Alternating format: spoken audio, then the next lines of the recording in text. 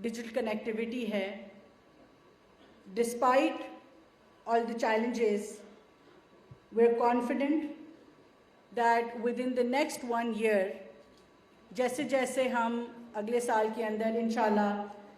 بہت سی ایسی پیش رفت ہونے والی ہے جس سے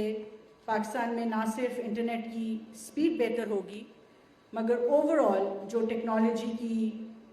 ریلیٹڈ انڈسٹری ہے، چاہے وہ ٹیلی کام انڈسٹری ہے، آئی ٹی انڈسٹری ہے، اس کی بھی ہیلتھ کے اوپر سگنیفیکنٹ کام کیا جائے گا. کچھ چیزیں جو پچھلے 1-1.5 سال میں بہتر ہوئیں، میں تھوڑی سی ان پہ روشنی ڈالنا چاہوں گی. پاکستان کے اندر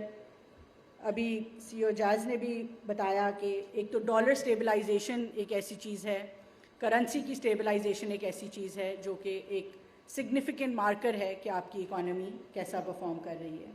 تو پچھلے 1 سال سے کرنسی سٹیبلائزیشن جو ہے وہ اس نے انڈسٹری کو بہت فائدہ دیا ہے. اسی طرح سے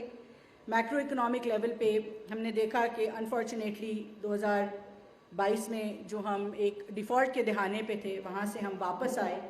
اور اب اکنامک سٹیبلائزیشن ہی نہیں بلکہ اکنامک پراسپیرٹی کی آج باتیں ہو رہی ہیں. اس وجہ سے جو امپورٹس میں ایشوز آئے، ڈالر ریپیٹریشن میں ایشوز آئے،